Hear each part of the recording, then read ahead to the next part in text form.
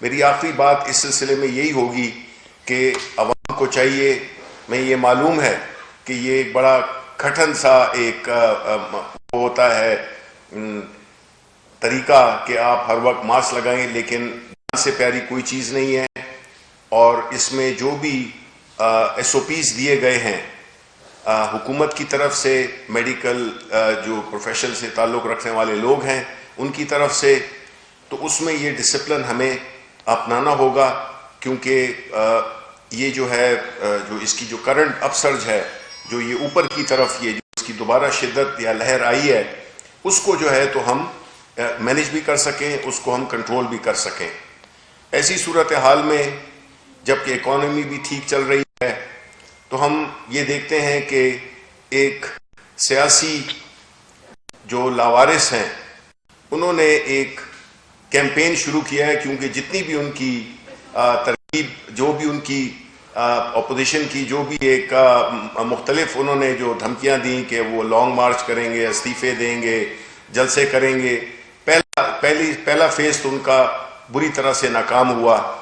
پھر ان کو prime minister صاحب کے ووٹ آف کانفیڈنس سے بھی کافی ان کو مایوسی ہوئی، جو کہ اس کے بعد جو سینٹ کے الیکشنز تھے اس پہ بھی ان کو ہزیمت اٹھانی پڑی، اور انہوں نے ثابت کیا ہے کہ وہ جب فیصلے ان کی مرضی کے مطابق ہوں تو وہ ٹھیک ہوتے ہیں، جب ان کے خلاف ہوں تو اس پہ پھر وہ ایک غیر ضروری ایک ماحول کریٹ کرتے ہیں، جس سے کہ ملک میں بے چینی ہو، اور یہ جو اکانومی کا جو ہمارا جو معیشت کا جو ہمارا جو پہیہ ہے وہ چونکہ اب چل پڑا ہے، تو وہ حکومت جو اپوزیشن ہے اس میں اپنے لیے اپنی سیاسی موت دیکھ رہی ہے۔ تو اس سلسلے میں میرا خیال ہے باقی باتیں منسٹر صاحب کریں گے، فواد چودھری صاحب، تو over to you. Thank you minister صاحب۔ بسم اللہ الرحمن الرحیم۔ سب سے پہلے تو میں آنا چاہوں گا یہ جو جاوید لطیف نے جو بیان دیا، جس کے اوپر آج پاکستان تحریک انصاف کا جو ہمارا سینٹرل پنجاب کا چیپٹر ہے اس نے آج اس پہ احتجاج کا اعلان کیا ہے، باقی جو پارٹیز ہیں انہوں نے احتجاج کا اعلان کیا ہے۔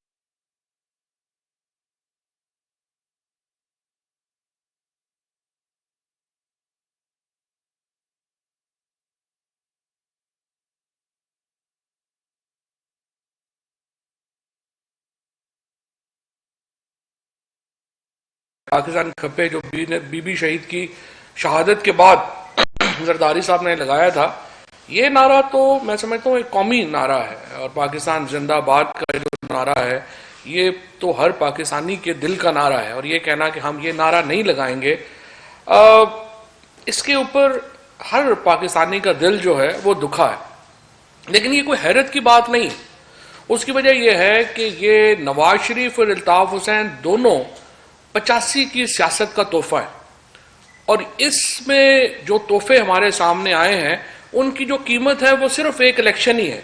ایک الیکشن آپ ہار جائیں تو ریاستی اداروں کے خلاف بھی آپ نبردآزما ہو جائیں، آپ اپنی مخالف سیاسی جماعتوں کے خلاف بھی شروع ہو جائیں، اور پھر آپ ریاست کے خلاف بھی شروع کر دیں۔ یہ الطاف حسین اور نواز شریف کی ٹریننگ چونکہ ایک ہی کوکھ سے ہوئی تھی، اور ان کی جو یہ سیاسی لوگ تو نہیں ہیں، نہ ہی ان کا کوئی سیاسی ویژن ہے۔ میں صرف جاوید لطیف صاحب کو بتانا چاہتا ہوں کہ آپ اور آپ کی جو سیاسی قیادت آج اگر پاکستان نہ ہوتا اور آپ جاتی عمرہ میں ہوتے تو نواز شریف صاحب کو تو جتنا کھانے پینے کا شوق ہے وہ تو کئی گائے کے گوشت کھانے کے چکر میں ان کو جو ہے وہ وہاں پہ پتھر مار مار کے انہوں نے فارغ کر دینا تھا۔ تو اس نعمت کے اوپر اللہ کا شکر ادا کریں۔ الیکشنوں میں ہار جیت ہوتی رہتی ہے، نتائج آپ کی مرضی کے نہیں آئے تو یہ نہیں ہے کہ آپ منہ اٹھا کے ریاست کے خلاف ہی اپنا ایک بیانیہ جو ہے وہ شروع کر دیں۔ ہم غداری کے سرٹیفکیٹ دینے کے لیے نہیں بیٹھے ہیں یہاں پہ، لیکن پاکستان کے لوگ خود فیصلہ کر سکتے ہیں کہ ان لوگوں کی قیمت کیا ہے۔ ایک الیکشن میں مرضی کا نتیجہ نہ آئے گا ہم بدل جائیں گے، ایک الیکشن میں مرضی کا نتیجہ آئے گا ہم سارے اس طرف چلے جائیں گے۔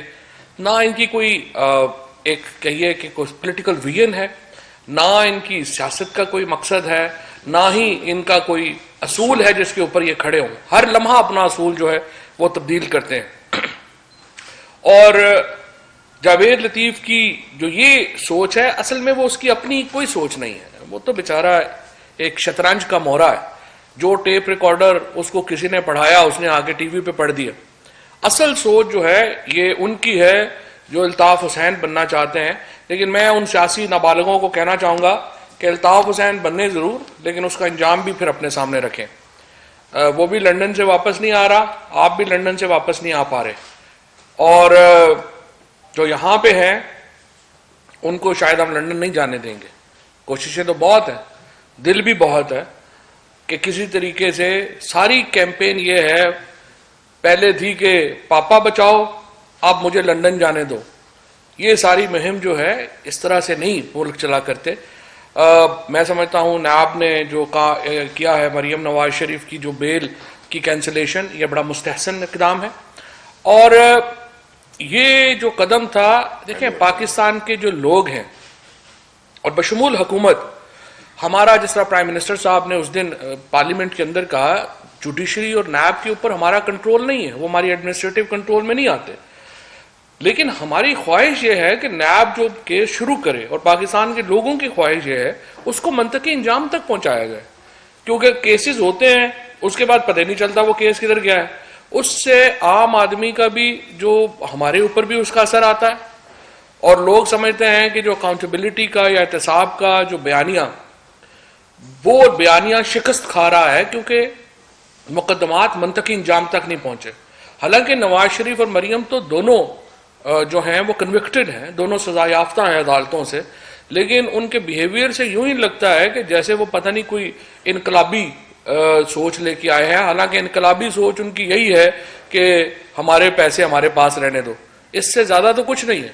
دیکھیں جیلوں میں ڈالنے کا بھی ہمیں شوق نہیں ہے نواز شریف کو, شہباز شریف یا مریم بی بی کو, ہمارا کوئی ذاتی جھگڑا نہیں ہے. ہماری ان سے یہی مطالبہ ہے کہ یا تو آپ پاکستان کے پیسے واپس کریں گے یا آپ جیل کاٹیں گے, تیسرا تو کوئی پرابلم نہیں ہے. اور اس لیے میں یہ سمجھتا ہوں کہ یہ جو جاوید لطیف سے جو کہلوایا گیا وہ بڑا نامناسب تھا. پاکستان کے لوگوں کو اس کے اوپر بڑا غصہ ہے, ہمیں خود اس کے اوپر بڑا غصہ ہے, اور پاکستان کے عوام یہ چیز دیکھ رہے ہیں, اور اس چیز کو آپ کو سمجھنا چاہیے کہ یہ چیز قابل قبول جو ہے وہ نہیں ہوگی. اس کے علاوہ ہمارے دو بیانیے ہیں جس کے اوپر پوری کی پوری طریقے انصاف کی جو سیاست ہے وہ دو چیزوں کے اوپر جو ہے وہ کھڑی ہوئی ہے. ایک تو اکاؤنٹیبلٹی کے اوپر, اور جس طرح سے میں نے عرض کیا کہ ہم سمجھتے ہیں کہ نیب جو مقدمات شروع کرے اس کو منطقی انجام تک ضرور پہنچائے. اور دوسرا شفاف الیکشنز کی طرف. یہ جو سینٹ کے الیکشنز ہیں اس پر جو بحث ہے تقریباً سپٹمبر میں شروع ہوئی. سپٹمبر کے آخر میں کیبنٹ نے اپروول دی الیکٹورل ریفارمز کی اور کانسٹیٹیوشنل امینڈمنٹ کی کہ سینٹ میں اوپن ووٹنگ لائی جائے. 28-29 اکتوبر کو یہ جو اسمبلی سیشن میں یہ پیش ہوئی, اور اس کے بعد ہم مسلسل یہ کوشش کرتے رہے کہ جو چارٹر آف ڈیموکریسی کا کلاز 24 ہے, اور پھر خود پی ایم ایل این 2015 میں جو قانون لے کے آئی تھی, ان دونوں کے تحت ہم اوپن الیکشنز کی طرف جائیں. لیکن بدقسمتی سے چونکہ ان کی سیاست کسی اصول پہ نہیں کھڑی, انہوں نے پھر اصول بدل لیا اور خفیہ رائے دہی کی طرف چلے گئے. جو الیکشن سینٹ کے الیکشنز کے اوپر اس وقت جو سارا انگلیاں اٹھ رہی ہیں وہ اپوزیشن کے کردار کی وجہ سے اٹھ رہی ہیں, اور الیکشن کمیشن کے کوئی کردار ادا نہ کرنے کی وجہ سے اٹھ رہی ہیں. یہ دونوں کا جو کمبینیشن تھا, یعنی اپوزیشن نے جو اپنے اصول کے اوپر جو بات وہ خود کر رہے تھے اس کے اوپر وہ مڑ گئے, اور ہمیں اس سچویشن میں جو ہے وہ آ گئے. اور پھر الیکشن کمیشن کا جو نہ کوئی کردار ادا نہ کرنے کا جو فیصلہ تھا اس نے بھی بہت نقصان پہنچایا. آج جو سارا الیکشن جس کو پرائم منسٹر صاحب نے کہا کہ ایسے لگا کہ جیسے کوئی بکرا منڈی جو ہے وہ لگی ہوئی ہے, وہ اس وجہ سے ہوا ہے کہ جو سپریم کورٹ کے احکامات تھے, ہم سپریم کورٹ میں گئے, ہم نے کہا آرٹیکل 226 کو امینڈ کیے بغیر سیاسی جماعتوں کو یہ حق دے دیں کہ وہ ووٹ دیکھ سکیں. سپریم کورٹ نے کہا نہیں, 226 میں امینڈمنٹ کے لیے آپ کو آئین میں ترمیم چاہیے اور وہ آپ پارلیمنٹ سے کروائیں. البتہ آرٹیکل 218(3) کے تحت الیکشن کمیشن کو یہ اختیار ہے کہ وہ ٹیکنالوجی یوز کرے اور اس پریکٹس کا خاتمہ کرے. ہم الیکشن کمیشن کے پاس گئے, اور الیکشن کمیشن نے ہماری بات بڑے توجہ سے سنی، اور اس کے لیے میں چیف الیکشن کمشنر کا اور ممبران کا بڑا شکر گزار بھی ہوں. اور لیکن اس کے اوپر سم ہاؤ پتہ نہیں کیا وجوہات تھیں، اس کی وجہ سے انہوں نے اس کے اوپر کوئی عمل نہیں کیا. اور آج ہم دیکھتے ہیں کہ جو سیاسی جماعتیں الیکشن ہاری ہیں وہ اس کے اوپر شور مچا رہی ہیں. آج اگر الیکشن اوپن ہوتا، سب کے سامنے ہوتا، تو ہمیں ان مشکلات کا جو ہے وہ سامنا ہی نہ کرنا پڑتا. اس لیے میں یہ سمجھتا ہوں کہ الیکشن کمیشن کو جو کردار ادا کرنا چاہیے تھا وہ انہوں نے نہیں کیا، اور اس کے بعد اور جو ان کا جو کردار تھا اپوزیشن کا، اس کی وجہ سے الیکشن جو ہے وہ شفاف نہیں ہو سکے. اب تیسرے نقطے کی طرف میں آنا چاہتا ہوں. پہلے چارٹر آف ڈیموکریسی کی کلاز 24 کی تحت یہ تھا کہ آپ الیکشن اوپن کرائیں گے. اس کے اوپر پی ایم ایل این اور پیپلز پارٹی اپنے وعدے سے مکرے. اب کلاز 21 چارٹر آف ڈیموکریسی کی کہتی ہے کہ ہم مینڈیٹ کا احترام کریں گے، جو حکومت بھی آئے گی اس کو 5 سال حکومت کرنے کا حق دیا جائے گا. انفارچونیٹلی لانگ مارچ کے کر کے وہ اس چارٹر آف ڈیموکریسی کی اس کلاز کی بھی خلاف ورزی کر رہے ہیں. اور یہ جو چارٹر آف ڈیموکریسی ہے، اب دیکھیے مسئلہ کیا آتا ہے. یہ جو پارٹیز ہیں یہ آئین میں بھی مرضی کی شکوں کے اوپر امپلیمنٹیشن چاہتی ہیں، یعنی وہ شکیں جس سے عوام کی فلاح و بہبود کا تعلق ہے اس کے اوپر امپلیمنٹیشن نہیں ہوتی. مثلا سندھ میں 1600 ارب روپیہ گیا ہے 2 سالوں میں. آئین کہتا ہے کہ وہ اکویٹیبلی خرچ ہوگا تمام اضلاع میں. پروونشل فائنانس کمیشن ایوارڈ نہیں ہو رہا. آرٹیکل 140A لازمی کہتا ہے کہ آپ یہ کریں گے، لیکن چیف منسٹر صاحب کہتے ہیں میں ماتحت ہی نہیں ہوں فیڈرل گورنمنٹ کا. پیسے بھی آپ لے رہے ہیں، آپ کہہ رہے ہیں میں ماتحت بھی نہیں ہوں اور نہ ہی میں جواب دہ ہوں. لیکن جو چارٹر آف ڈیموکریسی کے ساتھ بھی یہی ہو رہا ہے. وہاں پر بھی جو لوٹ مار کے اوپر کمپرومائز تھا کہ آپ ہماری لوٹ مار کو چیک نہیں کریں گے، ہم آپ کی لوٹ مار کو چیک نہیں کریں گے، وہ پروویژن تو امپلیمنٹ ہو گئی. جو پروویژنز ہیں کہ جس میں آئینی اصولوں کو ایمفیسس کیا گیا ہے، اس کے اوپر زور دیا گیا ہے، وہ امپلیمنٹ نہیں ہو رہی. اب یہ جو لانگ مارچ ہے یہ چارٹر آف ڈیموکریسی کی آرٹیکل 21 کی صریحاً خلاف ورزی ہے. اور یہ آرٹیکل 21 کی یہ جو چارٹر آف ڈیموکریسی ہے اس کی امپورٹنس کیا ہے؟ اس کی امپورٹنس یہ ہے کہ اس کے اوپر بے نظیر بھٹو کے سائن ہیں، اس کے اوپر نواز شریف صاحب کے اپنے سگنیچرز ہیں. اور بے نظیر بھٹو شہید کی یہ جو پارٹی ابھی بچی کچھ بھی پارٹی انٹیریئر سندھ کے لیے انہوں نے پہلے تو بڑی محنت سے زرداری صاحب نے ایک ایسی پارٹی کو جس کو آپ کہتے تھے چاروں صوبوں کی زنجیر بے نظیر، اس کو انٹیریئر سندھ کی پارٹی بنایا. اور اب ان میں یہ جرت ہے کہ یہ بے نظیر بھٹو کے طے کردہ اصولوں کو بھی پامال کر رہے ہیں. اب یہ بھٹو کی اور بے نظیر کی تو پارٹی ہی نہیں رہ گئی. یہ تو انفارچونیٹلی پتہ نہیں کس اور جگہ کے اوپر ٹرانسفر ہو گئی ہے. آج اگر وفاق کی کوئی جماعت ہے، جو یہ لیگسی تھی کہ وفاقی جماعتیں ہونی چاہیے پاکستان کے اندر، آج وفاق کی جماعت صرف ایک پاکستان تحریک انصاف ہے. آپ سینٹ کا نتیجہ اٹھا کر کے دیکھیے، ایک ہی پارٹی ہے جس کو چاروں صوبوں میں جس سے سینیٹرز ہیں. پی ایم ایل این بلوچستان 0، سندھ 0، خیبر پختونخوا 0. پیپلز پارٹی پنجاب 0، خیبر پختونخوا 0، بلوچستان 0. واحد جماعت ہے اس وقت پاکستان کی اور واحد لیڈر ہے عمران خان، جو کہ چاروں صوبوں کی یکجہتی کی علامت ہے. وہ آج پاکستان کی وفاق کی علامت ہے. اور ہماری اگر وفاقی حکومت بھی آپ دیکھیے کہ اس جھنڈے میں ہم نے سبھی علاقوں کے رنگ جو ہیں ان کو سمویا ہے. یہ جو گلدستہ ہم نے بنایا ہے اس میں سارے صوبوں کے لوگ جو ہیں وہ شامل ہیں، اور یہی ایک وفاقیت کی علامت ہے جو یہ حکومت جس کا اظہار کر رہی ہے. آج جس طریقے سے میں یہ سمجھتا ہوں کہ یہ جو اس وقت ایک موقع ہے، اپوزیشن کو میں یہ کہنا چاہوں گا سیاسی نابالغوں کے ہاتھوں میں اپنی جو سیاست ہے اس کو گروی نہ رکھیں. مریم نواز کا اور بلاول بھٹو کا پاکستان کی سیاست کا کوئی تجربہ نہیں ہے. جو بڑی لیڈرشپ ہے اس پارٹی کے اندر ان کو پالیسی سازی اپنے ہاتھوں میں لینی چاہیے اور پاکستان کے مفاد میں فیصلے کریں. لانگ مارچ کینسل کریں. اس کی وجہ یہ ہے کہ جس طرح ابھی انفارمیشن منسٹر صاحب نے آپ کے سامنے رکھا، ہماری خوش قسمتی ہے کہ کووڈ کے اندر بھی ہم نے اپنی معیشت کو بچایا ہے. ہم اس کو آگے لے کے جانا چاہتے ہیں. ہمارے ساتھ بیٹھیے, بڑے ریفارمز کے اوپر بات کریے. ہمارے ساتھ الیکٹورل ریفارمز کے اوپر سب سے پہلے آپ آئیں اور ہمارے ساتھ بیٹھیں. ہم ابھی بھی الیکشن جو ہے ہم چاہتے ہیں جو مستقبل کے الیکشنز ہیں ان کو صاف شفاف بناتے ہیں. اسپیکر صاحب جو ہیں اس کے اوپر کمیٹیز بنانے کو بھی تیار ہیں. ہمارے parliamentary affairs doctor Babar Awan صاحب اس کے اوپر بھی وہ بھی کام کر رہے ہیں. علی محمد صاحب اس کے اوپر کام کر رہے ہیں. سو ہماری لا منسٹری, پارلیمنٹری ڈویژن اور اسپیکر سیکریٹریٹ ساری اس کے اوپر جو ہے وہ بات چیت کرنے کے لیے بھی تیار ہیں, آگے بڑھانے کو بھی معاملہ تیار ہے. لیکن اس کے لیے ضروری ہے کہ حکومت کے مینڈیٹ کو تسلیم کر کے آپ آگے بڑھیں.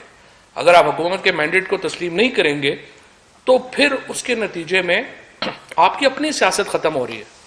آپ پہلے کسی صوبے سے پہلے دیکھیے نا, ابھی بھی جس طرح میں عرض کر رہا ہوں کہ آپ تو ریجنل پارٹیز ہیں, آپ کی کوئی ایک وفاقی حیثیت تو نہیں ہے.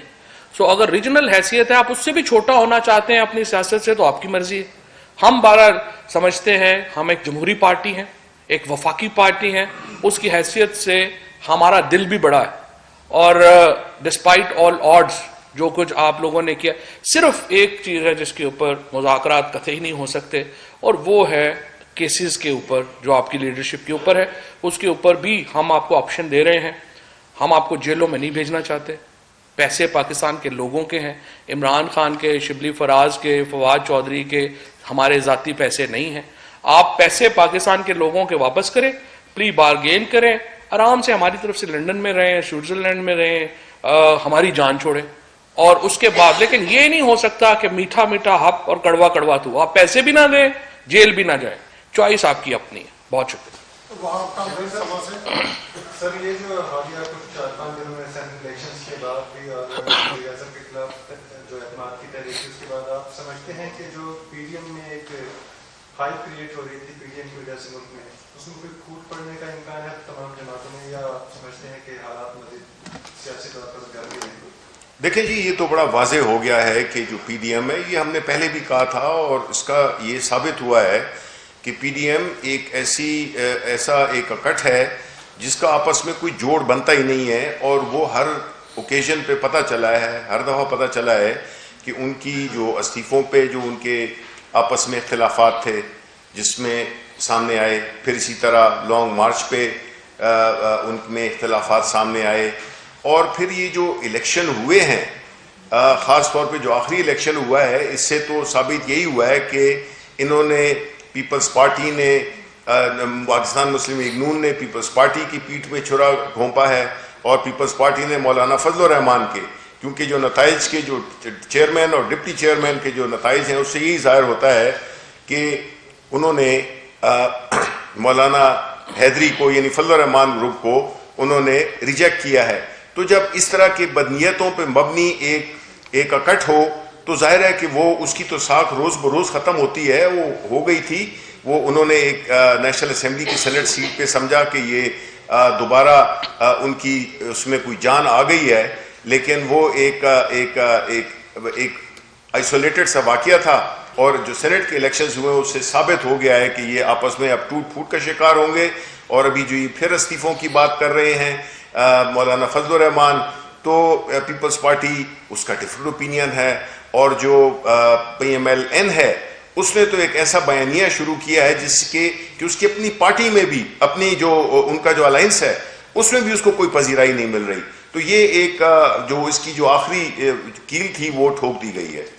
سی ایم پنجاب وزار صاحب کی بڑی نیگیٹیوٹی ایشو ہوتی ہے, لیکن یہ جو آپ نے کووڈ کا بتایا, میری فیملی لاہور میں رہتی ہے, اور واقعی وہ جو ایکسپو سینٹر جوہر ٹاؤن میں اس وقت سروسز پرووائڈ کر رہے ہیں ویکسینیشن کی, that is of international standards. ہر بندہ اس کی تعریف کر رہا ہے. وہ یہ بتائیے کہ اس کی کیونکہ ایک نیگیٹیوٹی ہے ویکسین لگانے کی, تو آپ ایک کمپین کیوں نہیں شروع کرتے جس میں سیلیبریٹیز کو جو ہے وہ یہ ویکسین لگائی جائے, تاکہ وہ آگے ٹی وی پہ لوگوں کو بتائیں کہ اس کے اوپر لگانے سے ویکسین سے کوئی ریئیکشنز نہیں ہوتے.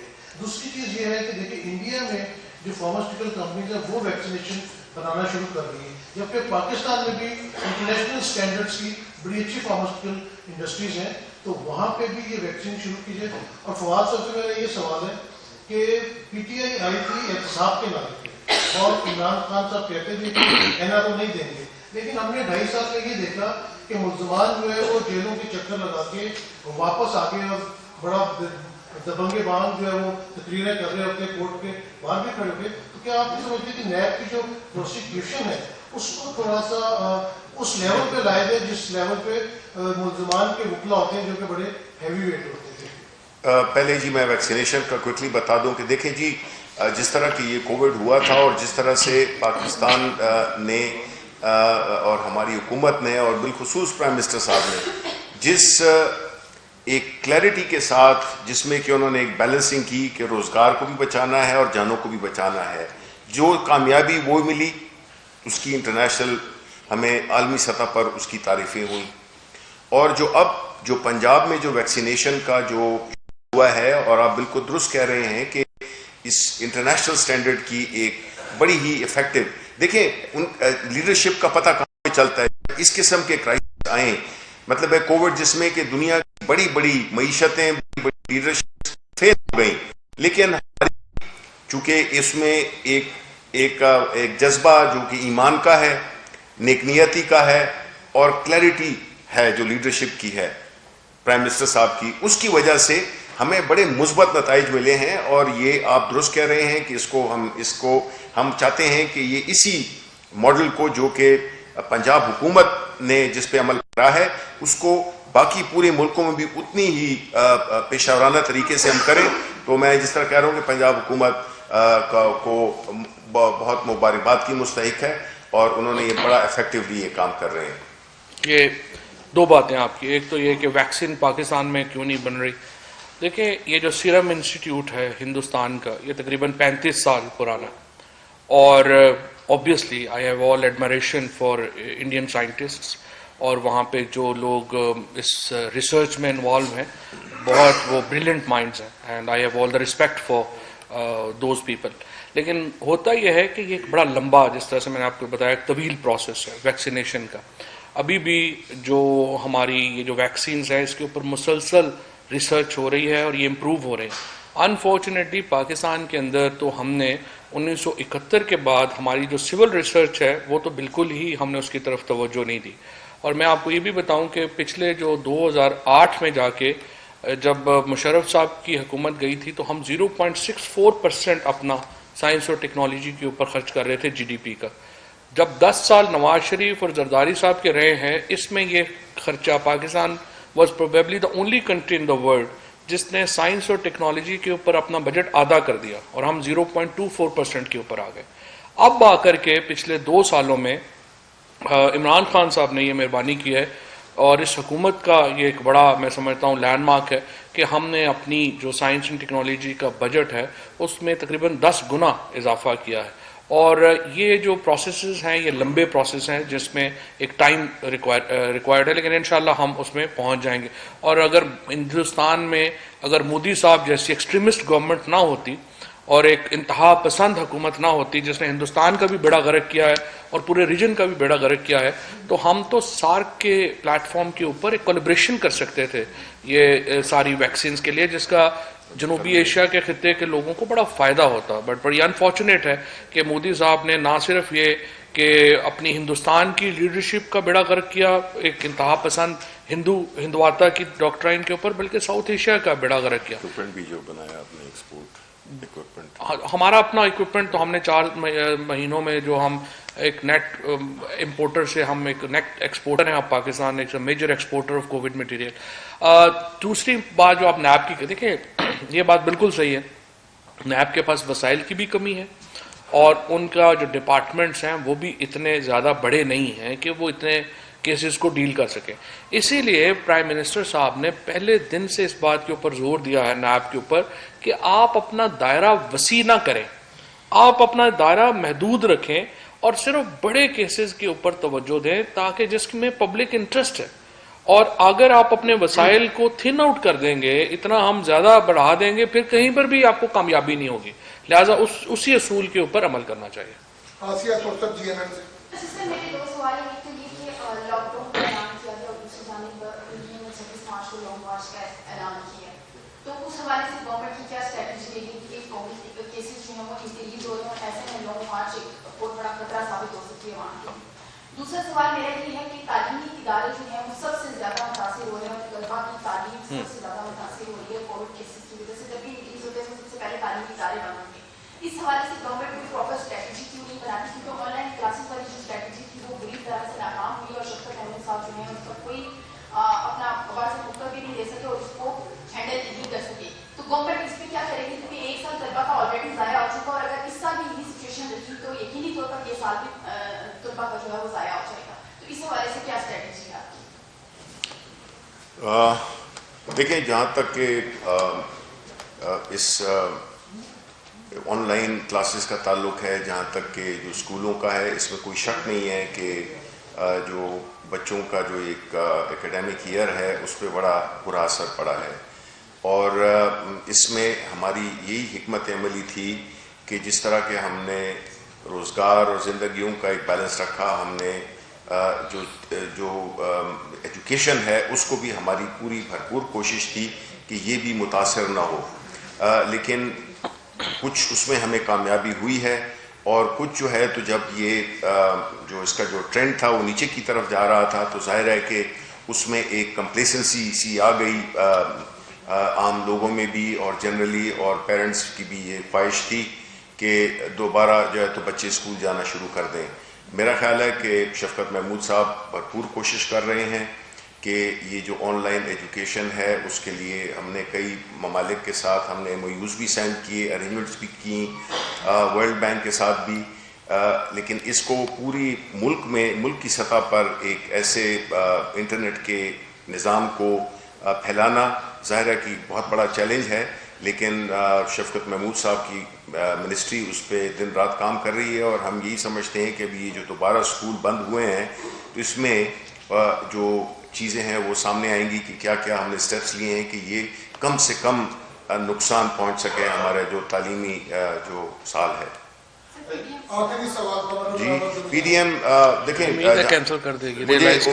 उम्मीद तो उनसे कम ही होती है अच्छे काम की, लेकिन मुल्क की इंटरेस्ट में वो उनको एक चांस मिलता रहता है कि कम से कम इस सिचुएशन में जहाँ के जानों का ताल्लुक है उसमें तो वो कम से कम मुल्क की इंटरेस्ट का ख्याल रखें और अपने ये जो एक नाकाम रिकॉर्ड जो है उसको बार बार चलाने की कोशिश कर रहे हैं उससे वो इज्तनाब करें, क्योंकि मिलना कुछ भी नहीं है। वैसी उनकी मज़ीद, जिस तरह मैंने पहले भी कहा कि जो थोड़ी बहुत उनकी एक जो शनाख्त सी रह गई है वो भी बिल्कुल ख़त्म हो जाएगी। ये बताइए कि पंजाब में 2,35,000 लोगों को जो हेल्थ वर्कर्स हैं इनको वैक्सीन जो लगी थी, लेकिन अभी तक एक माह 10 दिन के दौरान जो है 1,07,000 जो वर्कर्स हैं उनको ही ये वैक्सीन लगी है। तो क्या वैक्सीन का अमल पंजाब में स्लो है, क्योंकि गुलजार हुकूमत की तो काफ़ी तारीफ की जा रही है, लेकिन उनको ये जो वैक्सीन है हेल्थ वर्कर्स की ये अभी तक मुकम्मल नहीं हो सकी? देखें, बात यह है कि जिस तरह आपको मालूम है कि जो ये वैक्सीन्स हैं ये इसकी पूरी डिमांड इंटरनेशनली डिमांड है और वो ममालिक जो कि साहिब हैसियत हैं, वो ममालिक जिन्होंने कि इस पे काम भी किया हुआ है और जिन्होंने ये प्रोड्यूस भी किए हैं, जो बड़े बड़े ममालिक हैं, रशिया हो गया, चाइना हो गया, यूरोप, अमेरिका, वो उनके साथ एक एग्रीमेंट हुआ था जिसमें कि जो वर्ल्ड हेल्थ ऑर्गेनाइजेशन है उन्होंने भी एक ऐसा मैकेनिज्म बनाया है जिसमें कि जाहिर है कि जिन ममालिक में ये हो रही है और इसकी कीमत भी कोई इतनी सस्ती नहीं है, लेकिन हमारी हुकूमत ने पहले ही इसके लिए कोई $120 मिलियन के करीब वक्फ किए थे और हमारी पहली कोशिश यही है कि जो फ्रंट लाइन लोग हैं, जाहिर है कि किसी भी डिस्क्रिमिनेशन, देखें हमारी पार्टी में अगर हमारी जो हुकूमत है उसमें यही है कि जाहिर है कि हर एक की फैमिलीज भी हैं, लेकिन मैं आपको बताऊं कि प्राइम मिनिस्टर साहब से लेकर और हमें किसी ने भी न कोई हम सिफारिश मानते हैं। हमारा जो मौक़िफ़ है वो यही है कि जो हमने जो एक पैरामीटर्स बनाए थे, जो एक तरकीब बनाई थी जिसमें कि जो हेल्थ वाले हैं उनको पहले, उसके बाद जो है जो 65 साल वाले हैं और इस तरह, तो अभी इंशाल्लाह आने वाले दिनों में जो नई खेप आएगी उसमें भी उससे भी एक ज़्यादा, एक तो जो वो 65 साल का था वो भी उसको भी नीचे ले आएंगे और उसमें देखें हमारा तो ख़ास तौर पे हमने कल भी बात की है इस पे और अपने جو ہیلتھ منسٹر ان سے بات ہوئی ہے کہ آپ لوگ بھی فرنٹ لائن ورکرز ہیں, آپ کو بھی اس میں شامل کیا جائے, کیونکہ آپ ہر جگہ پہ ہوتے ہیں اور آپ کو اپنی جو پیشہ ورانہ ذمہ داری ہیں اس کو پرفارم کرتے ہوئے آپ کو بھی اس کی ضرورت ہے. تو انشاءاللہ اٹس میٹر آف ڈیز اور ویک اور 10 days جب نئی کھیپ آئے گی تو اسی آرگنائز طریقے سے جس طرح کہ پنجاب میں ہو رہا ہے وہ پورے ملک میں انشاءاللہ ہوگی. یہاں سے یہ جیو سے شبلی صاحب اور فواد صاحب, میرا آپ سے 2 چھوٹے چھوٹے سوال ہیں. ایک تو یہ بتائیے, آپ دونوں واقعی سمجھتے ہیں کہ پنجاب میں گورننس بڑی آئیڈیل ہے اور گزار صاحب بڑے آئیڈیل منتظم کے طور پہ ایک کردار ادا کرے اور ان کو تبدیلی ہونا چاہیے؟ ایک تو یہ بتا دیجیے, آپ دونوں پولیٹیکل ورکر ہیں. دوسری مجھے یہ فرمائیے کہ فواد صاحب آپ نے جو آفر کیا اپوزیشن کو, بڑی پازیٹیو جسچر ہے گورنمنٹ کی طرف سے, ماضی میں بھی اس طرح کا پازیٹیو جسچر آپ کی طرف سے آتا رہا ہے, لیکن ایک اعتراض اٹھایا جاتا ہے رہا ہے کرٹکس کی طرف سے بھی, اپوزیشن کی طرف سے, کہ آپ کو ایک پولیٹیکلی انگیج کرنے کی کوشش کرتے ہیں لیکن پرائم منسٹر ہے وہ آ کے ایسی تقاریر کر دیتے ہیں جس کی وجہ سے وہ جو انگیجمنٹ اپوزیشن کی وہ ہو نہیں پاتی.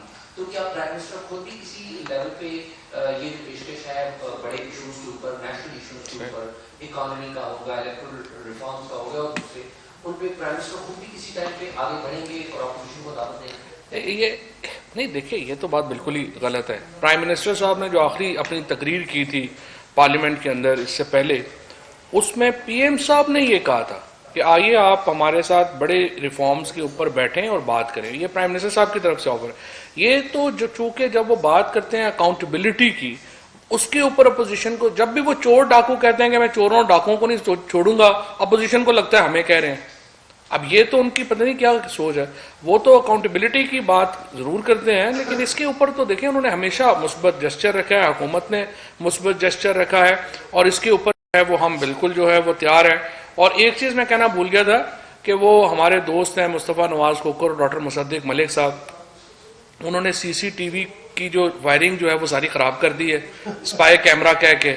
تو ان کو ہم 54,000 روپے کا بل بھجوا رہے ہیں, جو انہوں نے ساری جو CCTV کی جو اپنا سینٹ کا اکھاڑ کے اور جو ہے وہ سامنے رکھ دی ہے. وہ میں نے جو ہے وہ پتہ کرایا اپنے طور کے اوپر, وہ ویسے نقصان تو کوئی 60,000 روپے کا ہوا ہے, 60-62,000 روپے کا. اس سے ریلیٹڈ شازیہ نوری کا بیان ہے کہ پارلیمنٹ کو جو 2-3 دن کے لیے بند کرنے کا فیصلہ کیا گیا, یہ بیسیکلی کورونا کی تو شازیہ بلکہ ثبوتوں کو مٹانے کے نہیں, تو شازیہ میری جا کے اپنے چیمبر میں بیٹھ جائیں, 2 دن میں پتہ چل جائے گا کورونا کی وجہ سے بند کیا یا اس کی وجہ سے کیا. اداروں سے بات کر رہا ہوں ریڈیو نیوز نیٹ ورک سے. پہلے تو میں یہ پوچھنا چاہوں گا کہ جو SCO ہے جو آزاد کشمیر اور گلگت بلتستان میں جو انٹرنیٹ پرووائڈ کرتی ہے, وہ بتائیے کہ آپ بات کہ آپ ذاتی طور پہ ہم کو تجزیہ نگار تو نہیں آنا جی. تو یہ SCO گورنمنٹ رن ادارہ ہے, سول گورنمنٹ رن ادارہ ہے یا ملٹری رن ادارہ ہے, آپ یہ بتا دیجیے. دوسرا, آپ نے جو ابھی بات کی کہ معیشت بہتر ہو رہی ہے, ابھی جو ہمارے دوست بشیر چودھری صاحب نے صبح ٹویٹ کیا ہے کہ 2018 میں چینی کی قیمت 53 روپے تھی, ابھی 100 روپے ہے. 2018 میں آٹا 46 روپے, اس وقت 85 روپے کلو. پیٹرول 65 روپے, ابھی اس وقت 2021 میں 110 روپے. ڈالر جو ہے 105 سے 170 پہ پہنچ گئے ہیں. روٹی کی قیمت 8 روپے سے. مہنگائی ہے یا نہیں؟ مہنگائی ہے نا.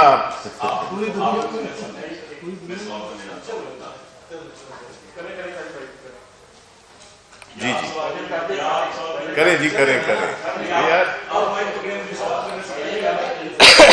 کریں جی کریں.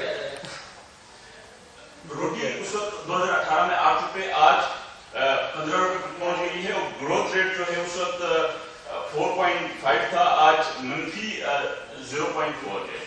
تو اس معیشت کا کیا فائدہ کہ وہ اس حد تک پہنچ گئی, کیسے مانیں کہ معیشت بہتر ہو رہی ہے. تیسرا سوال بھی میں کرتا چاہوں کہ آپ نے کہا کہ وہ اپوزیشن نہیں مانگتی ہے, جب ریزلٹ اپنے ہاتھ میں آتے ہیں تو اپوزیشن مانگتی ہے. کیا فرق رہے کیا جب پہلے جب جو حقیقت سے آپ نہیں جیتے تھے تو آپ نے وہی کیا, آج اپوزیشن وہی کر رہی, تو فرق کیا ہے؟ Thank you. دیکھیں جی, پہلے تو جو اکانومی کی بات ہے, اور جب ہم یہ کہتے ہیں وہ تو کوئی ایک ہماری ایک ایسی صرف کوئی پریس کانفرنس نہیں ہے جس میں کہ ہم یہ کر رہے ہیں. یہ تو سارے جو اکانومی کے معیشت کے جو اشاریے ہیں وہ اس بات کی تصدیق کرتے ہیں کہ ایک چیز ہوتی ہے ماکرو اکنامک انڈیکیٹرز، یعنی کہ جو بنیادی آپ کی جو جنرل صحت ہے آپ کی اکانومی کی، وہ جو ہے تو آپ کے جتنے بھی وائٹل آرگنز ہیں وہ بہت اچھے طریقے سے کام کرنا شروع ہو گئے ہیں دوبارہ۔ دوسرا یہ ہے کہ آپ نے جو یہ لسٹ بتائی، اس میں تو کوئی شک نہیں ہے کہ یہ آپ ایک مہنگائی کی بات کر رہے ہیں آپ، اور مہنگائی کا تعلق جو ہے وہ ظاہر ہے کہ ایک تو انٹرنیشنل پرائسز کی وجہ سے ہوتا ہے، ڈٹرمن کرتا ہے، بیکاز آئل پرائس اگر بڑھ جائے تو آپ کس چیز کی سبسڈی دیں گے۔ اگر آئل کی وجہ سے بجلی مہنگی ہو گئی ہے، ظاہر ہے وہ آپ کو پتہ ہے۔ اگر آپ دالیں امپورٹ کرتے ہیں، آپ گھی امپورٹ کرتے ہیں، پام آئل امپورٹ کرتے ہیں، پیٹرولیم امپورٹ کرتے ہیں، تو وہ جتنی بھی، یہاں تک کہ خشک دودھ بھی امپورٹ کرتے ہیں۔